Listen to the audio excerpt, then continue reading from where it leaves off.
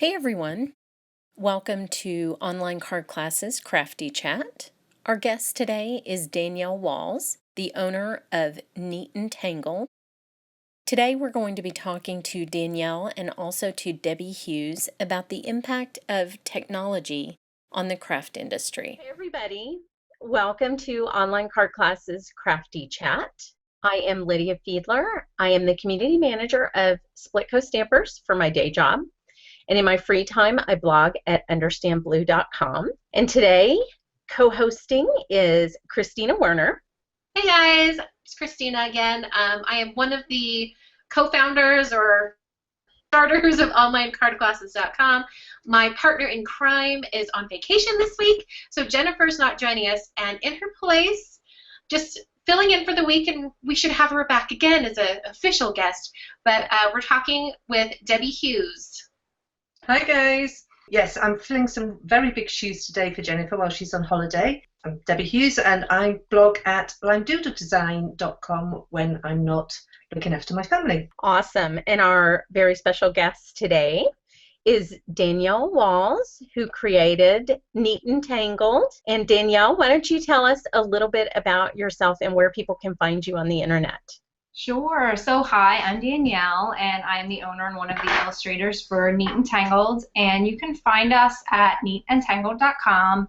And then from there, you can get to the blog, and we are just Neat and Tangled everywhere. So Facebook, Instagram, Pinterest, Twitter, all Neat and Tangled. Tell us a little bit about Neat and Tangled. What led you to start the company? And don't forget to explain the name, which I love. Oh. So we'll start, I guess, with the name. I get a lot of questions about that. But so it's kind of twofold. So Neat and Tangled, really in its infancy, started as an Etsy shop that I had for items that I would crochet and sell, like little stuffed animals, little, baby blankets and things like that. And so the name actually came from the idea that all the crochet things, it's a lot of little tangles that make up this really beautiful finished work of art, sort of. But also, it kind of was a good way to describe my life up until that point. I had gone through a lot of stuff, tangles, if you will, and at the end, it turned out quite nice. So that's so where, so that's where the name came from.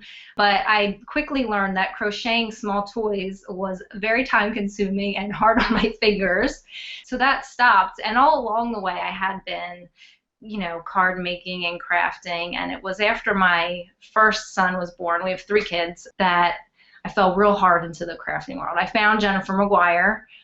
She was the gateway. And yeah, so I loved card making and buying crafting supplies, but unfortunately I had decided on my own that I was not going to go back to work after we had our first child, and we needed some income. So I did the thing, Papercraft magazine was still around then, so I did submitting, but that wasn't really like a steady income because who knows how many cards they were gonna, pick up. So I remember after our second son was born, we were out to dinner, and I said, my husband was like, I really think we need something, we need you to get a part-time job or whatever, and I was pretty stuck on not going back to work. I didn't want to leave the kids with anyone or put them in daycare, so I said, look, let me see if I can do anything with this stamping thing. And so he was like, all right, we'll give it 6 months and we'll see where it goes. And so that's where it started. So I always tell him, this is your fault. This was your idea. You told me to do it. You told me to do it. So there's nights where we're up packing at 3 a.m. I always say, this was your idea. But so that's where it came from, a desire to stay with the kids, to be there for them. My mom worked, my parents worked a lot when I was little, and they missed field trips and days I was sick. I remember it was always a struggle finding someone to watch me, and I didn't want to have to do that. I wanted to be there for all those things. But at the same time, after 2 years of being a stay-at-home mom, I kind of had that itch to do something for myself. And I had always loved learning. We always joked I was going to be a perpetual student. I probably would have just stayed in college forever if we could have afforded it. And so getting into designing stamps and running a business was a great thing for me to continue that love of learning, because learning design process and manufacturing and running a storefront and all those things that are involved was a great way for me to just keep learning and help support the family doing something that I really, can't get enough of. So I'm seeing Christina shake her head over the student thing. I feel that way too. I feel like I would have just gone to school forever if something hadn't stopped me. I think that's part of the reason that we're crafters probably, is we can always learn something new, and it kind of feeds that desire for education. So that's cool to hear you say. It was, yeah, because I have no art background whatsoever. My degrees are in science and biology, and then I did teach for a little bit while I was deciding where to go for my master's, and then we had kids, and that that changed. But I think it changed. It was supposed to end up like this. I had struggled for a long time to figure out where I wanted to go career-wise, and so I think it just all worked out the way it was supposed to. Mm-hmm. So things do.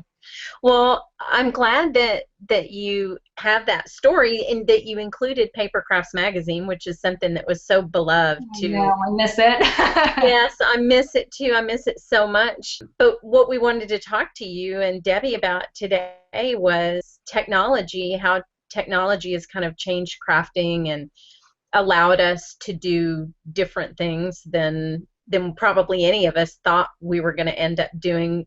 Was the ability to run a business online, was that a huge part of how you were able to meet that 6-month deadline?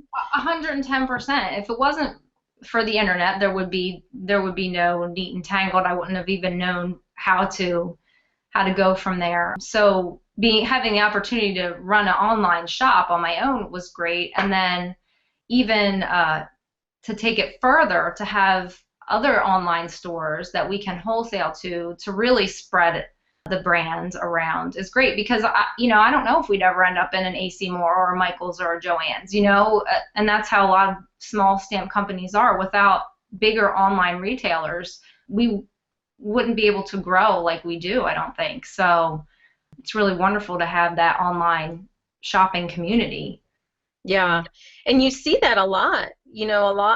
Most stamp companies that I love and buy from every single day are definitely not in big box stores. They're at Simon, they're at Ellen, or you buy direct from the manufacturer, which is fun too. Did you do a lot of the technology piece yourself, or did you build your website? Right, so I did. It was a lot but that's one of the things. I don't mind being up at 3 a.m. watching YouTubes or taking online classes. So it was, I would say 95% self-taught with running an online store and all of that. And in the beginning I did have trouble or questions, and so we have a friend who is very tech savvy, so he helped out tremendously in the early stages, just figuring things out. But it was a lot of just researching different online store platforms, and I don't know much about coding, but luckily all of the places where you would look, like there's a Volusion, there's Big Cartel, Shopify, they all have, if you don't know how to code or customize your website, they have templates that you can use that are great, that you can get for free or shop from. So luckily I didn't need too much tech knowledge to get it started, but there was a little bit of coding I had to do, which I just, thank God for Google. So I just Google, right? You just Google it and there's a tutorial, so. And if you get really desperate, just ask Christina. Yeah. I was gonna say, you sound like me with 3 a.m. being up learning this stuff.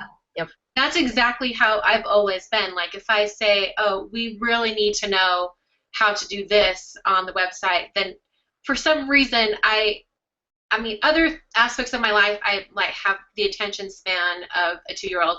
But for this, I'm like, oh yeah, I'm totally gonna find it. And 6 hours later, I look up and I'm like, what time is it? It just escapes me when I get into that black hole of trying to figure something out, and I keep at it until I figure it out. So, well, and Christina, online card classes is a great example of how the rest of us learn how to do the crafty stuff.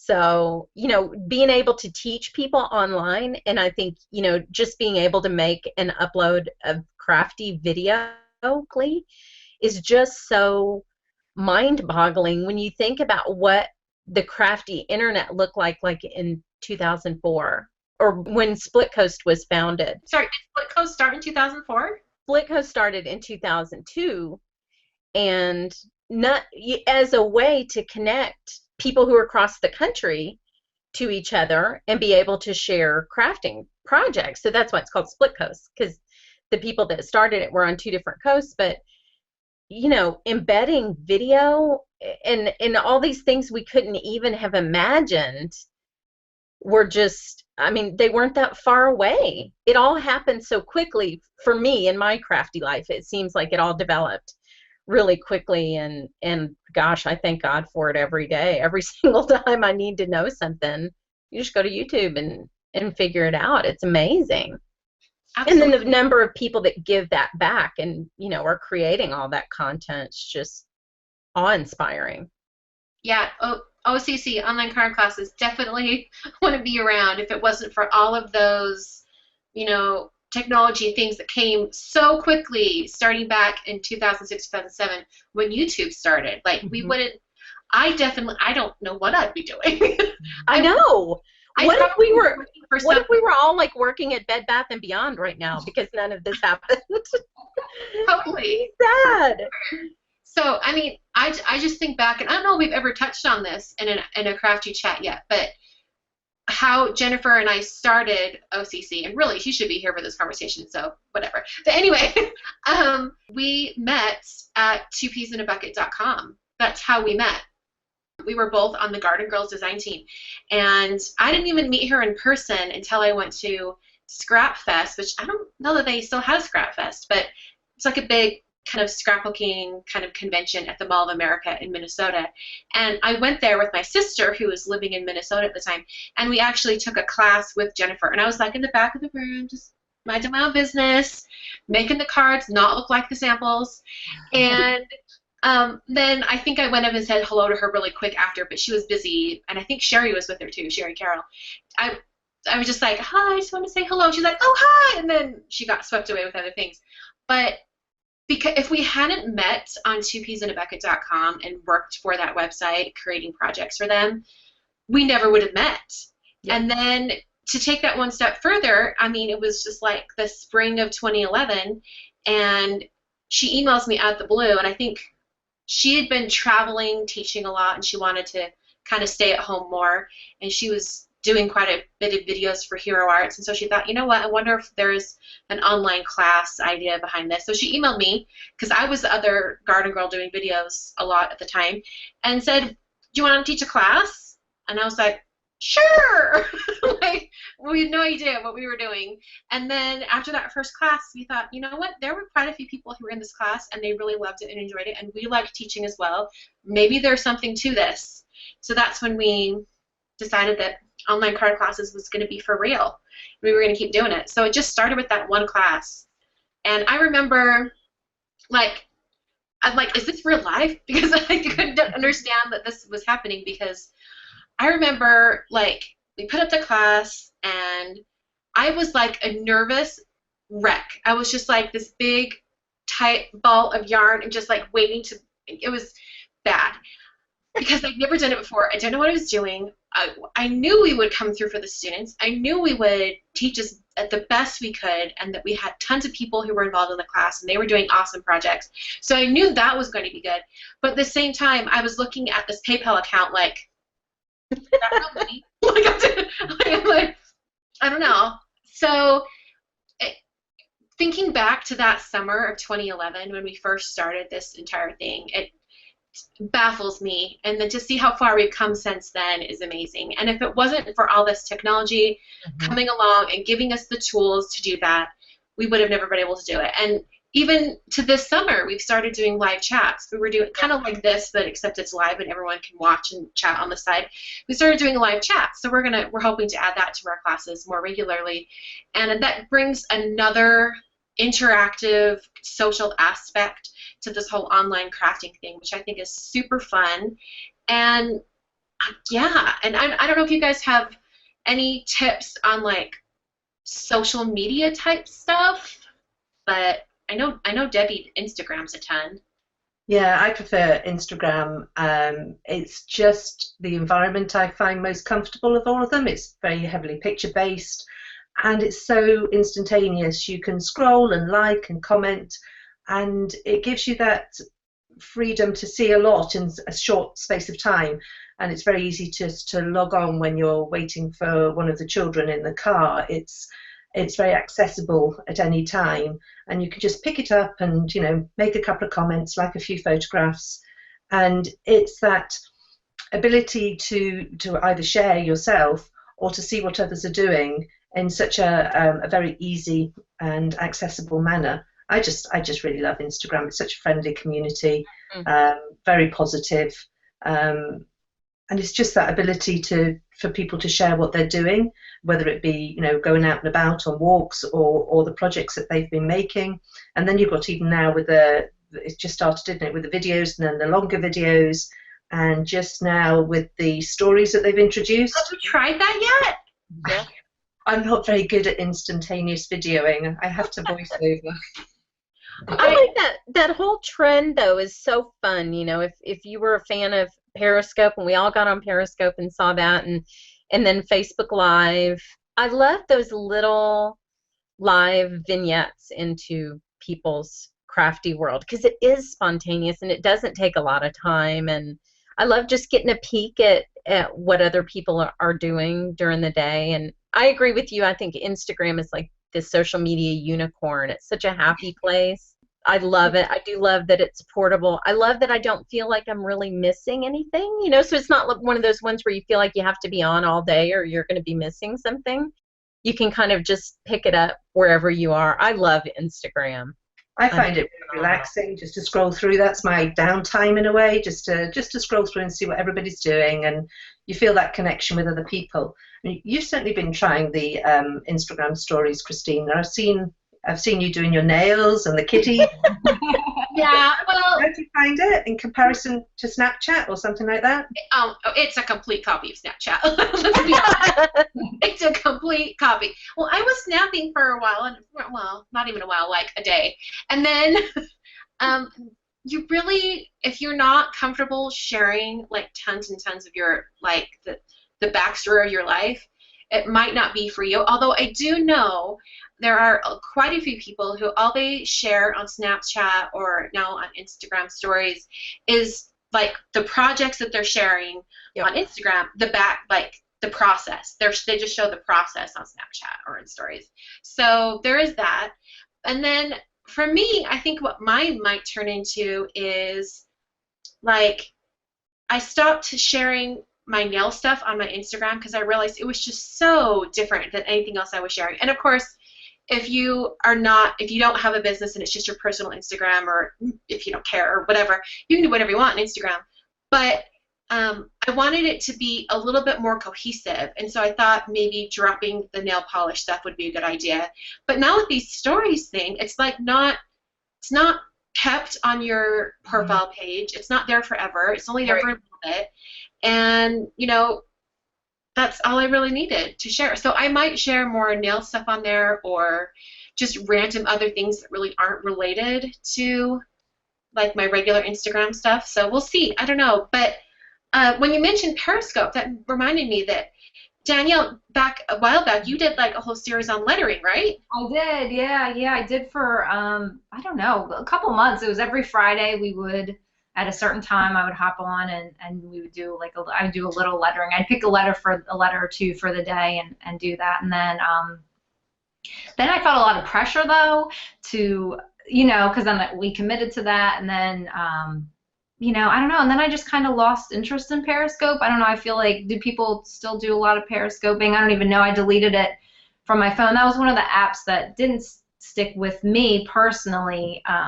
But that's what's so neat, is that there are so many different social media platforms. You can kind of pick and choose what suits you. And I found myself with Periscope, it's tough because I joke, Neat and Tangled is like the graveyard shift. Because I still have kids home with me all day, and so Neat and Tangled happens when they're sleeping. So I found myself during the day really distracted. I try and keep the technology at bay while they're around so that I can just enjoy them while they're still, little. They'll be gone soon enough. But Periscope was like a time suck kind of. I would get, because, you never knew how long. And before they had the like fast forward feature, you were like committed to watching this 20-minute Periscope if you wanted to see how it worked out, So, so I don't do much.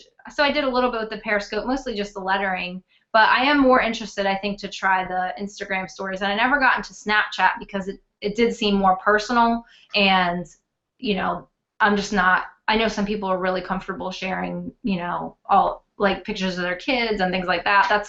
To me, that's something I like to keep personal. But I think the Instagram stories is a great way for me in one place, because Instagram is by far my favorite of all the social media channels, to do some behind the scenes, because I think people are really interested in seeing. I know I am. I like, it's 2:00 in the morning and I'm like sucked into these Instagram stories. Like, it's just interesting to get that look behind the scenes at what really goes on, whether it's making a card or a business or someone's personal life. I don't like to share mine, but I sure enjoy watching other people's, don't get me wrong. But it was funny when you mentioned that social media and technology was the topic, because I was like, I don't know if I'm the best person to talk to about this, because I didn't get into card making really until we were kind of on the cusp of that, technology really becoming a major player in crafting, with social media and apps and the evolution of the iPhone and and Facebook and all of that. So that's kind of all I know, is discovering crafting through technology. Obviously it's changed over the years, but I was just thinking when I was taking a shower last night trying to think about it, and I do my best thinking in there. So my husband's like, "You've been in there for a half an hour. Is everything okay?" I'm like, "Yeah, I'm just thinking about technology. Relax, I'm fine." But I was just curious, what it was like before technology, before blogs, before how you connected with the crafting community. Because there's nothing local here. I would have been lost. I would go to AC Moore, but there's no local scrapbooking stores. There's no classes. There's no, so I would, I'm just curious. Those big forums, I think Split Coast and Two Peas were, how we connected. It's interesting that you say you met, that's how you met Jennifer, was being a contributor at Two Peas. I think the relationships that you form through technology, even in the olden days when we didn't have blogs and YouTube and Instagram. I had a friend, she's a moderator at Split Coast, and I had never met her before, but I feel like we've been friends forever. She lives in Wisconsin, and she was in town for a conference, and so we met, and we were talking about how our family members always say, "Now, how do you know she's not a serial killer?" Yeah. But, we all fly across the country and meet people for, what is considered the first time. But it's because we had this relationship with them through technology for so long that the friendship was already there, and all it took was for us to meet. And even like seeing y'all now today, I love this kind of thing, because I feel like I don't miss you as much as I would if I never got to see you on the chats, because that's one thing that changed a lot, is we couldn't see each other live and interact with each other. And if you're like me and you hate the telephone, you could go a long time without talking to somebody and be really sad. So live chats are, I think, by far my favorite. Now I don't miss y'all, 'cause you're all here in my computer. I was going to say, I think back in the day before all this, before everything moved online, crafting really lived in your local craft store. That's where you took classes. That's where you learned different techniques. And so I think it's sad because we don't have all of those local stores anymore, all the local stamp stores, all the scrapbooking stores. And I don't know if it's because everything's online, or is everything online because those stores went out of business. I think it's like it's kind of like a catch-22. There's no real catalyst for it. I think it just sort of happened, and now we're left with mostly everything being online. Mhm. I mean, I really love that because that allows people to start up businesses like Danielle or me and Jennifer or Lydia to be working for Split Coast and Debbie to be doing her own blog and contributing to other sites. If it wasn't for that online aspect, we would all be doing completely different things. I think there's a part of me that knows we'd probably all still be crafting in some way because I think it would have found us. But we wouldn't be crafting in the same way that we do now, which I think is really interesting. So I don't know. I think it's a little bit of both. I think technology's just speeded everything up rather. When I started, it was about back in 2010, and I don't know whether this is the UK or not, but at the time I was on dial-up. So I would go and I'd be cooking the tea, and then I would load a page on the computer, and I would go back and carry on cooking the tea, and I would wait for the image of the latest cardstock or pattern paper to come on one line by one line by one line, and then maybe 15 minutes later I'd go and actually see what the new product was and think, oh yes, I'd quite like to buy that. But that's how slow it was at the time when I first started out. It was so slow, and now everything's and I think that's what the online community provides in the shops, and that it's that ability to get hold of things quickly, get the information quickly, get the products quickly. And I think it benefits those people that, for example, ourselves, some of us who stayed home and had children. I wouldn't have been able to go out to the shops to go and buy that product, but it's easy to go click, click, click and get it sent to your home. And it gives you that ability to experience things that you probably wouldn't have done otherwise. Those products, I wouldn't have been able to have accessed the products that are in America and have them shipped to me, Right. or any of that. It would have been a much more limited experience based, like say, Christina, around the local community, crafting stores. Well, and Debbie, with the exception of the click, click, click, which happens here at my house quite a bit, with the exception of that, I would say, having experienced both of these things, that it's actually easier on your budget to have the technology the way that it's influenced the craft industry, because prior to that, when we did get all of our education in local craft stores, which I missed terribly as well, there were two things that happened that were kind of expensive. One is, in order to really experience a product kind of in depth, you probably had to wait for the opportunity to have an in-person class at those stores for a lot more money at the time. I mean, even in those days, prices, they were more expensive than, like, say, an online card class. You would be spending $50 to $100 for an all-day class, if you wanted to really learn a medium or whatever. They were few and far between. But the other thing that happened is I would frequently go into craft stores and just buy a bunch of stuff that I didn't know how to use. And there was no YouTube for me to go to figure it out. And so I ended up buying a lot of products that I either, didn't use, or I thought I didn't like because I didn't know how to use them. And so one thing I think personally that technology does is help me be a better, smarter shopper and get educated and actually use the stuff that I bought. Like, Christina, I blogged last week about your tip about Bristol and the zigs. Oh my gosh. I think I might have gotten that tip from Debbie. I don't know who I got that tip from. It makes such a huge difference. And I really was ready to pitch those things in the trash can. And it was just that I was using the wrong paper.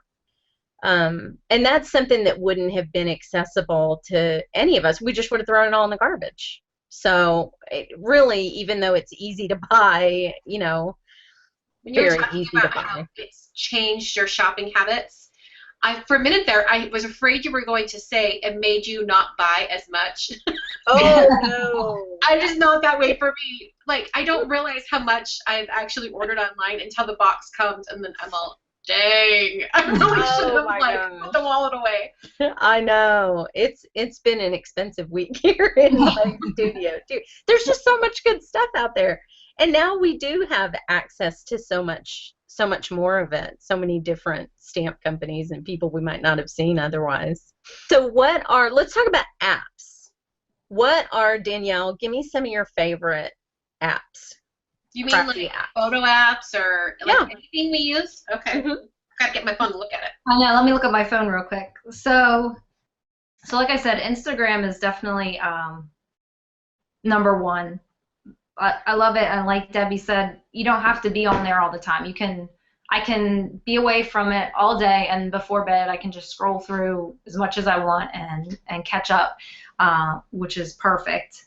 And I do have Facebook on here, which I don't use a whole lot personally. I mean, I pop on there, but I do use it for the business, even though I actually have someone who runs the Facebook page for us because like I said, I try not to get too sucked into the technology, and Facebook's something that's easier to operate from a laptop, and it doesn't, it's not as friendly on the phone.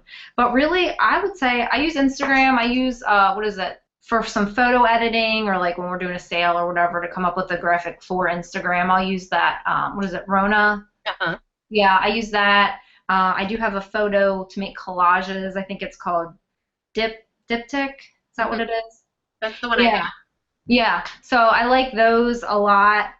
Yeah, but I used to do Periscope. I don't have that anymore. I've got Netflix and Hulu on my phone because you always need Netflix with me. But really, I mean, as far as sharing with the crafting, it's Instagram and Facebook, and then I don't even really use Twitter a whole lot anymore. I kind of dropped off from the Twitter sphere, which I should probably get back on that. But yeah, and then just some simple photo editing ones. Do you do your videos on your iPhone, or do you use a camera? I use a camera. I use my camera. Yeah, because I never have enough space on my phone for anything. So I would have to I found myself I would have to record in increments, and that was that was frustrating. So I just use my DSLR camera to record. But I wish I could use it. I know a lot of people use their iPhones. And I will say I just recently got the 6, so the quality is much better now. Before, I think I still had the 4, so even pictures weren't, what they are now with a newer iPhone. So yeah, I do my videos on my iPhone. Yeah, but I use my camera for most of that stuff. Sometimes if I'm in a jam, I will use the iPhone for photos, for card photos. Right. Just as well sometimes. Oh yeah. Yeah. The photo editing apps, I think, there's some amazing computer-based editing apps such as Photoshop and things like that. But the ones on your phone, they bring it so much more accessible to people. I mean, they're all generally free or minimal price, and you've got that ability to do some of the really powerful things that you can do in Photoshop just on your phone with a few swipes of your finger. Which do you do much photo editing of your pictures on your phone, or do you tend to do things on the computer? I use the Foldio. I have one of those Foldio light boxes. It's the Foldio 2. And it actually has a app that goes with it. And my friend Jen Timko actually shared this with me. When you take photos with the Foldio app, like the light balance and all that stuff is designed specifically for the Foldio. It takes so much better pictures than my nice DSLR. Oh. And there are adjustments in the app, so if you wanted to bump the brightness or something like that, you could. But I love the Foldio app and the Foldio together. And I've started, because I was always DSLR, but I've started editing, putting my photos in the app and uploading them, and it's saving me a ton of time. Photography apps. The one that I use the absolute most is, Instagram. I actually edit a lot of my photos within Instagram because I don't edit that much. I might bump the brightness a little bit or the contrast a little bit, but for the most part, I use them as is. But if I'm not going to Instagram, I'm maybe going to send a picture to a friend or something, I will use PicTapGo. And let's see, here's a photo that I just put on Instagram. I love this app because it has all the filters, super easy to use. You just scroll up and you're like, okay, I want it to be, have more auto color or something, and it just bumps up the color. And you can tap on it and it'll show you this is the old photo and then this is the new photo. That's a little intense for me, so I might move this thing across the bottom and it, adjusts the photo to be whatever I want it to be. Oh, that's nice. But I mean, it's really similar to every other app that's out there. You really just have to find the photo app that has the filters you like, and then go for it. So that's my basic gist of my little spiel here. Here's that diptych app that Danielle was talking about. You can pick all the different layouts and decide what you want. So that's super easy. And I believe you can buy more layouts or something, I think. Yeah. Yeah, I think I bought most of them, so they're not telling me to buy more anymore. If you want to add a watermark to your photos, Photogene is really nice. Oh, look, there's a nail polish photo. So if I was going to add a watermark to my photo here, I've done all my editing. I'm not going to show you how to do that. But this little like world at the very bottom, if I tap on that, it gives me an option for how I'm exporting the photo, and I can turn this watermark option on. So I'm going to go look what that watermark looks like. You can upload an image to your phone, and so I just had my nail blog logo, and I selected the image within Photogene, and then so it's in here, it stays here all the time, and then I can scroll down and decide like where I want. I don't know if you can see it or not, but depending on which of these squares I select, I can tell it where to have the watermark, and you can adjust the size and things like that. Nice. And then when you go to export it, then it will have the watermark on the photo. So I'm going to hit Save to Library, and then if I go to my library, here we go. There we go. Now we have that photo, and it has the watermark on it. Oh, that's great. Yeah. So I really like that app for watermarks. So if you want to make sure that your images have your blog address on there or something like that, you can do it within that. What else do I use a lot? Well, I see something there that I use a lot when I'm crafting, and that's Audible. Yes. Yes. I listen to audiobooks. I can't listen to music when I craft because it distracts me, but I can like focus on the book and do my crafting, and I love that. For sure. I can show you a game that I'm obsessed with. Please. It has nothing to do with crafting, but 1010, obsessed. Oh, I love Graham games. Oh my gosh, it's kind of like Tetris, except you can't turn the pieces. Oh. It's a little more of a challenge, and when you get a full row, like Tetris, it goes away, but nothing moves down. It all stays where it's at. So you have to think ahead and make sure that there are areas for all the different sizes. Whoa. That's cool. I love games. I'm a game fiend. Yeah. 1010's amazing. I'm also really loving, well, Blockus is really good, but that's not the one I'm thinking of. Lingo, which is the most ridiculous app in the world. I don't know if it's based on the old TV show or what, but it like gives you the letter for the beginning of a 5-letter word. So like I'll put in ideal, if I could type it. And then, so I got the I right in the right spot because they gave it to me. The yellow thing means that the E is somewhere else in the word, and you just have to keep trying to figure out what word it is that they've chosen. So, so that's another game I really like. Flappy Bird. I love Flappy Bird. I'm so terrible at it. I think my all-time high is like 5. Polish Blast is fun. It's like kind of like Candy Crush, but it's all nail polish bottles. I see you're not playing Pokemon Go. I'm sort of I do not have Pokemon Go. No, I do not. Very fun. So that's my phone. So I will. Well, going back to videos, I wrote a couple of things down that I like to use. So I do film with my iPhone. I don't edit on my iPhone. But I use the iFocus, IPHOCUS app, because it has manual focus and manual white balancing. So if you've ever noticed that you're watching a tutorial and it's going in and out of focus, it's because the iPhone native app just does autofocus, and so as you're moving your hands, you know, you're changing the depth of field and all that. So I really like iFocus. I film it, I upload it to Google Drive, and then I download it and I edit it in Camtasia, which is, I love that editing program. And then I do my voiceovers also on my iPhone with the HD Recorder app. And then I just import that. So I edit my video completely then I do the voiceover and then drop that in. Same thing, save it to Google Drive. You can do that from inside the app, and then download it to my computer and drop it in. So basically all of my YouTube channel happens on my iPhone pretty much. That's amazing. Yeah, the iPhone has really changed the world for good. So I love it. I wanted to share another app with you guys. So I saw this girl posting these images, like videos on Instagram, and she had like kind of like Diptych where it had like the collage of photos, but then it would have one area that was a video. It took me forever to figure out what app it was. Multiple ones that do it now, but I like Pick, Play, Post, and it's got all, and you can do the same things you do in that other app that we were talking about, except in this one you can make one a video. Like this one right here of me doing calligraphy, that was actually a video.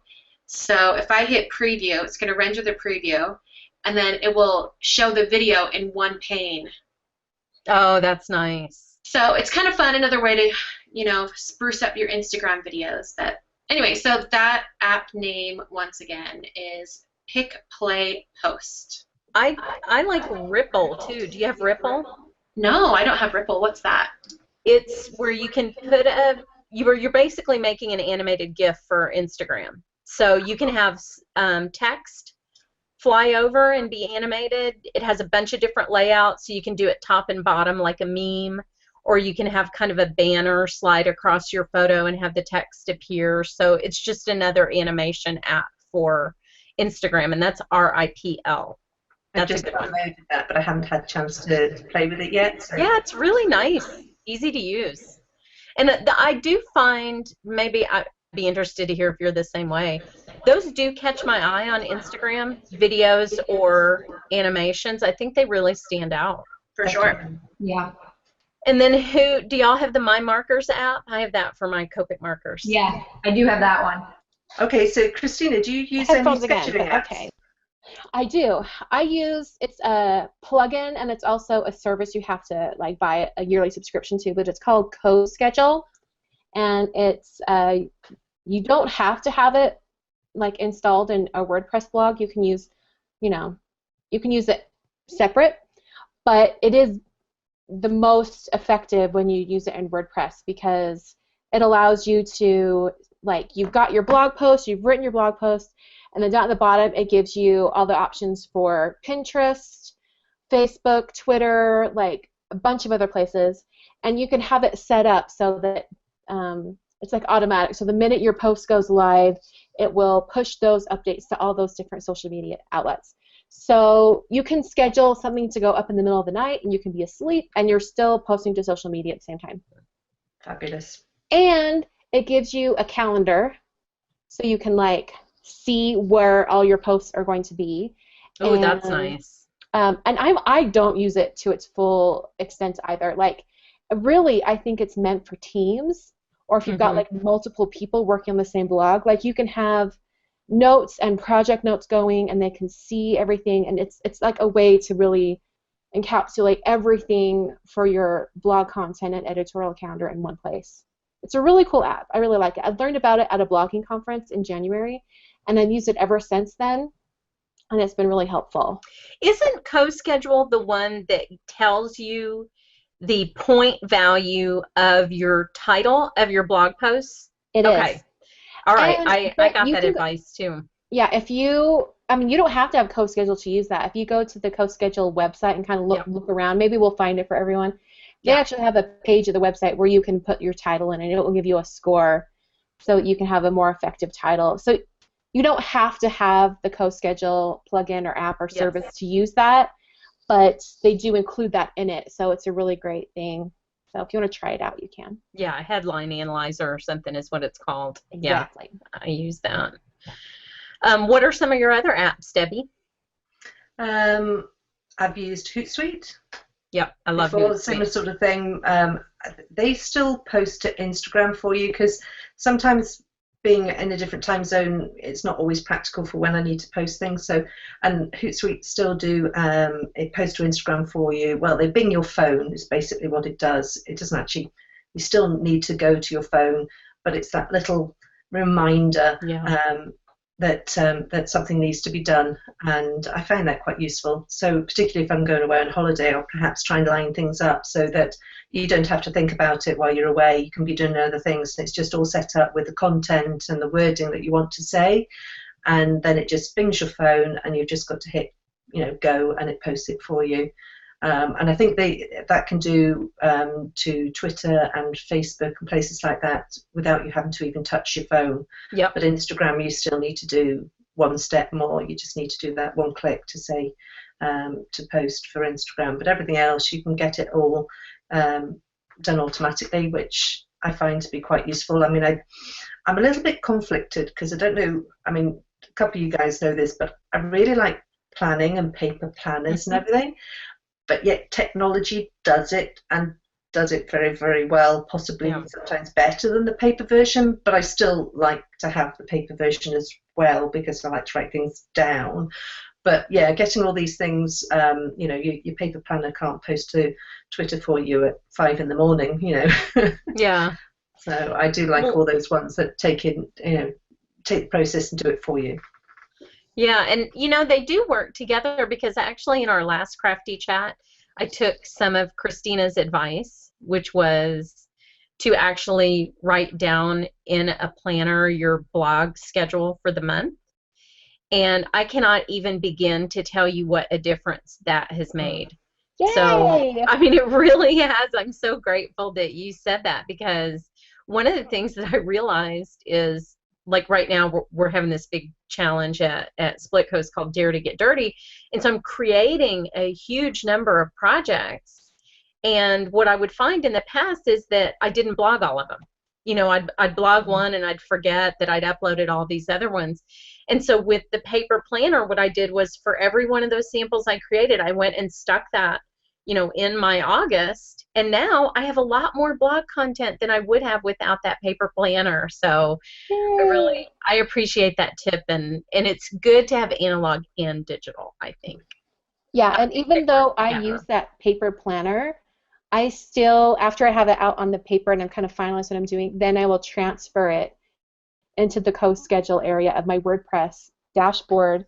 And then when you do that, it automatically creates the drafted posts for you, and you can set up all your social media at the same time. So the other thing that I really took from that blogging conference was, when it comes to social media, don't be afraid to set aside a couple hours once a week if you're a professional blogger or a business, and just schedule out all of your social media for a block of time, maybe for a week or so. You can still do the spontaneous ones, but to have some scheduled things so that you're up to date and keeping your brand in front of your audience's eyes. So I'm still trying to do it. I haven't been able to do it, but in my planner, I block out a couple hours every Monday to do it, and one day I will get there. But you mentioned, because Debbie was talking how Hootsuite does Instagram reminding and tells you when to post and stuff. I use an app called Later. It used to be called Latergram. Let me show you. I've used that in the past as well. So here we are. Here's Later, and I'm going to open it up, and you can see I have 3 posts that I was supposed to post last week or the week before on the online card classes account, and I totally forgot. So I'm just going to show you. It's super easy. I already have it set up, and this is how you would edit the post, and you can type your message and whatnot. I already have it typed in, so I'm going to go ahead and close that out. But when you're ready to post, it notifies you on your phone, and you can click on it, and it will go directly to the app. And then you can tap on Post Now, and then open in Instagram.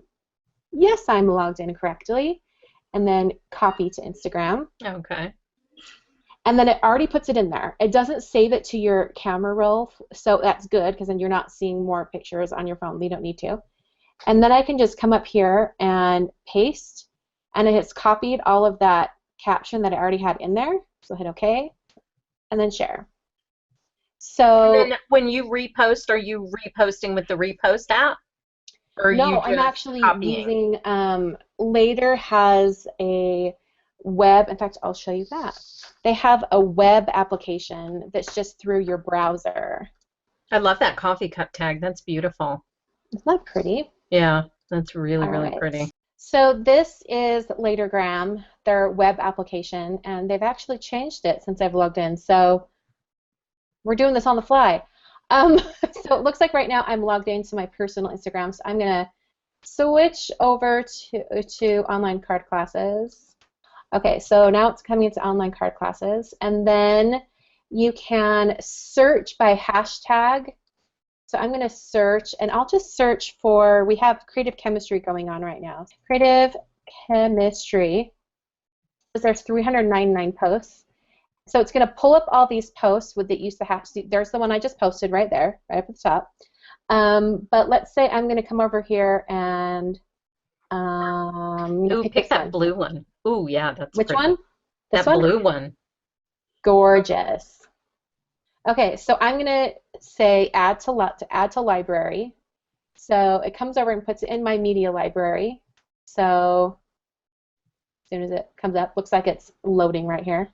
So I can click on it and then view on calendar, and I can create the post, and I'll type up everything. It puts in their caption that they had, and it's being really slow for some reason. It puts in their caption that they had, and then you can type in above that whatever you'd like. So I always put like repost and then their name and something like that. Oh, that's pretty slick. It's being dumb right now.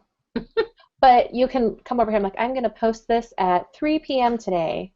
Here we go. So here's the caption. So I like to edit it out. I like copy their name, and up here I put repost, paste, and then I do 3 little dots just to split it up. Yeah. And then I'm going to hit save, and the image is still loading, so it's going to take a little minute. I think my internet's freaking out because we're chatting on Google Hangout. But that's what you do. And then when 3 o'clock comes around, my phone's going to ding and remind me that I need to log into the online card classes Instagram account and post that. So that's later. That's later. And that does, making the best use of your time is a big deal, especially if you do have an online business. The one thing I was thinking when you were saying that, setting aside time to do your social media, which I really try to do, and I actually use the timer on my iPhone for a lot of activities that I just need to focus and do because I have shiny squirrel syndrome so much. So I'll set a timer for, an hour or whatever it's going to be, and I do all my posts, and I get that done.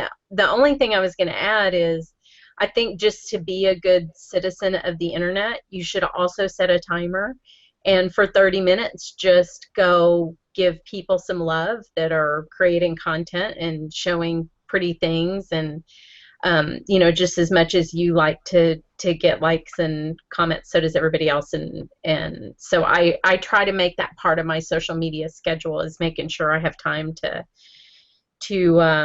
give hugs to all the people who are doing amazing things on the internet. Well said. I have to tell you about one piece of technology that is not craft related that I love so much, and it just happened right here while we were talking.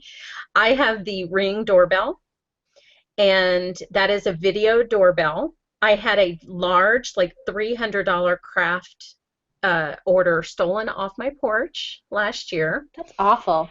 And so after that, it was suck. I know, it was terrible. It was a huge Stampin' Up! Order, and it was like the pre-order for one of the mini catalogs or something. I was really, really upset. So I got this Ring doorbell, and it's 720p video, and there's an app that you have on your phone, and so whenever there's motion detected at my door, or whenever anybody rings the Ring doorbell, I get a little video of them on my phone, and I can talk to them. So like when we were together last time, I was talking to people through my doorbell. My doorbell would ring, and I would say, oh, hey, I'm on a call, I can't come to the door right now, or whatever, and then they think you're home, because you can chat with your delivery driver or whatever. Or if you have a delivery driver who likes to throw your packages from the porch, from the curb onto your porch, you can catch them, and the video is saved in the cloud forever. So somebody just came to my door, and I got to see who it was while we were sitting here chatting.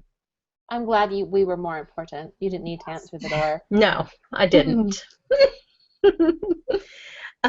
So what else? What other kinds of technology make your life better in crafting. I couldn't live without my blog. I know that. Yeah. What sort of technology do you use actually? I mean, if you think about when the steel dies came out and we had all the Sizzix and the big shots and everything, and then you've got the silhouettes, and now that was it the scan and cut, and I've not tried that, but I mean, there's the actual development of what we actually use as well, and how that has changed. Oh, the scan and cut is amazing. Because I have a computer-based job, I don't want to craft on my computer, and that's why I never got into having a silhouette or anything that had to be connected to my computer.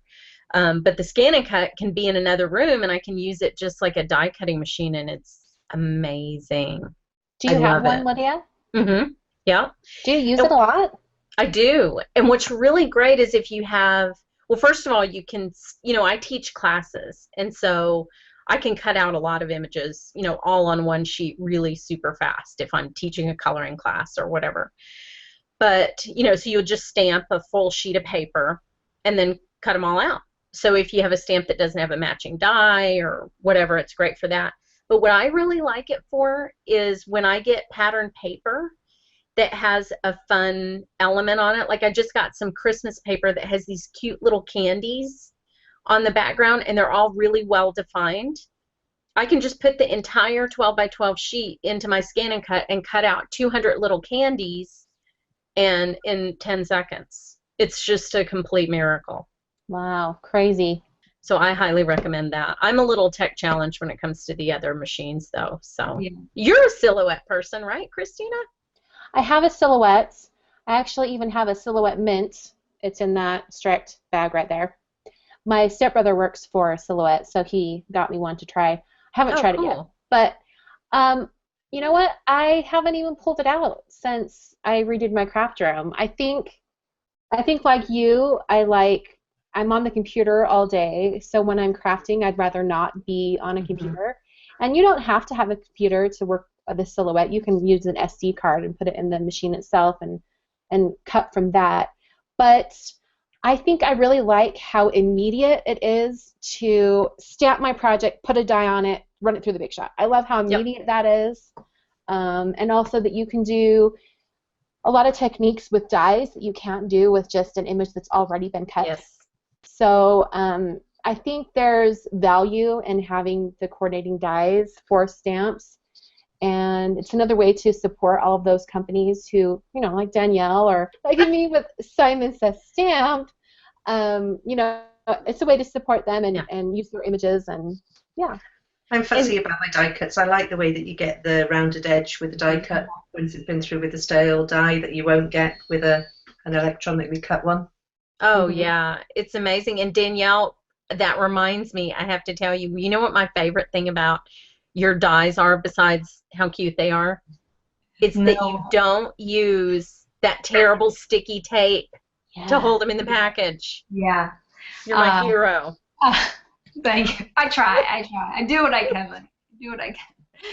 Yeah, no, but I do. I have to say that I'm with you guys with the. I have a Cameo that I've probably used 3 times because, like Christine, I'm on the computer a lot, and when I come into my craft room, I kind of like to take a break from that. I mean, I have used it. It's great for some things. I do a lot for the kids for when they have birthdays. We do banners, and it's perfect for that. Or this one time I was doing swatching something, so I made a circle or a little rectangle with a hole, and so being able to easily cut pages and pages of things like that, it has its advantages for sure. But to make a card, I'm usually not gonna drag it out to hook up to my computer or whatever.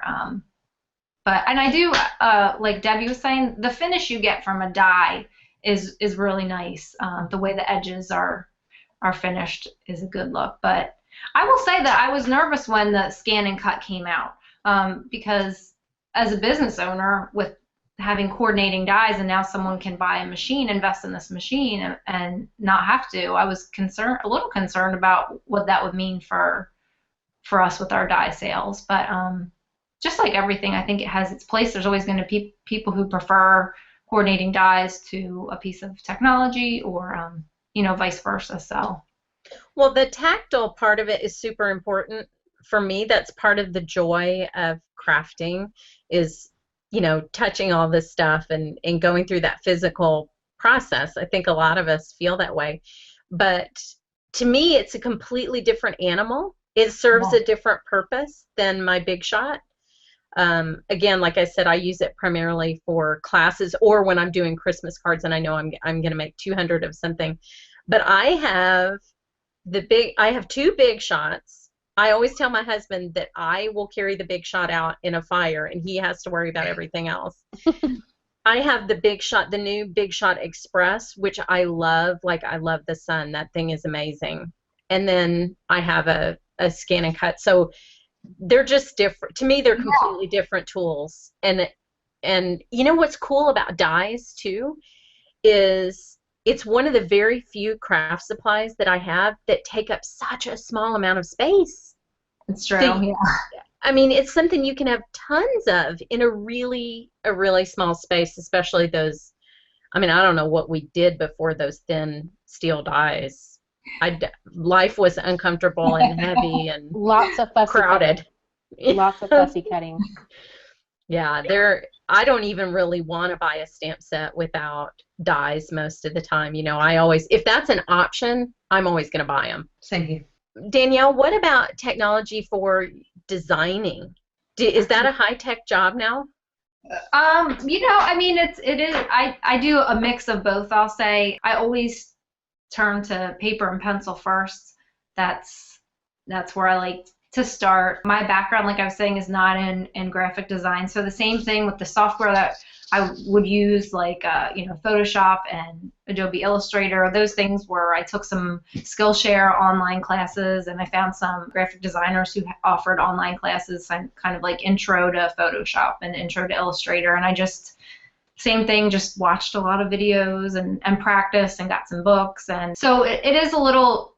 The finishing process is tech heavy, that's where we bring all the, when I do sketch or letter, it all gets scanned in and then digitalized somehow. Sometimes with the lettering, a lot of times I like the art of lettering. I like sitting down and just turning everything off, my brain off, and just getting kind of sucked into that. So a lot of the lettering, the stamps that have the hand lettering, those are straight from, I finished them really cleanly with a nice black pen on paper and just scanned it in and made it digital without using the tools that Illustrator offers. But then some are the other way. I'll do a rough sketch and then most of the finishing is digital. So it just and there are some people, I'm not gifted enough to be able to, Christina probably is, to go into Illustrator with a blank screen without a sketch or something to kind of work from. But I know that there are people who